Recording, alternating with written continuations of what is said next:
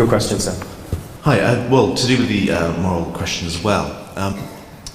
Premise 2, objective moral values and duties do exist. How do you justify that, in a sense? I mean, I do believe objective moral values exist, but it doesn't seem to me necessarily true. It seems to me equally likely, if I were an atheist, that nihilism is true. In other words, there are no objective moral values. Yeah. Everything is just simply socially determined or whatever. Yes. As to objective moral values do exist. So how would you convince an atheist that actually, no, they really do exist, as opposed to nihilism being true, apart from simply saying, well, that's very unpleasant?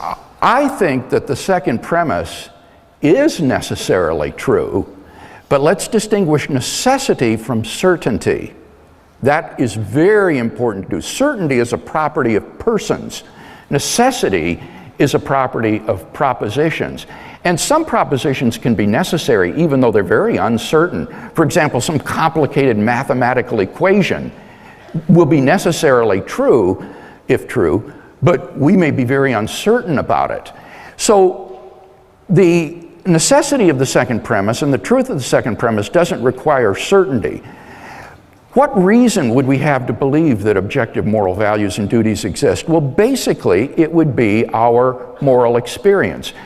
Just as we believe in the world of sense objects around us, physical objects, because we have a sense of them through our senses, so we can believe in the objective reality of moral values and duties on the basis of our moral experience. And any argument you run to be skeptical about our moral experience, I can run a parallel argument about why you should be skeptical about our experience of the physical world of objects around us. Maybe you're a brain in a vat of chemicals being stimulated by a scientist to think you're here in this lecture hall listening to this lecture. Maybe you're a body lying in the matrix and you're inhabiting a virtual reality.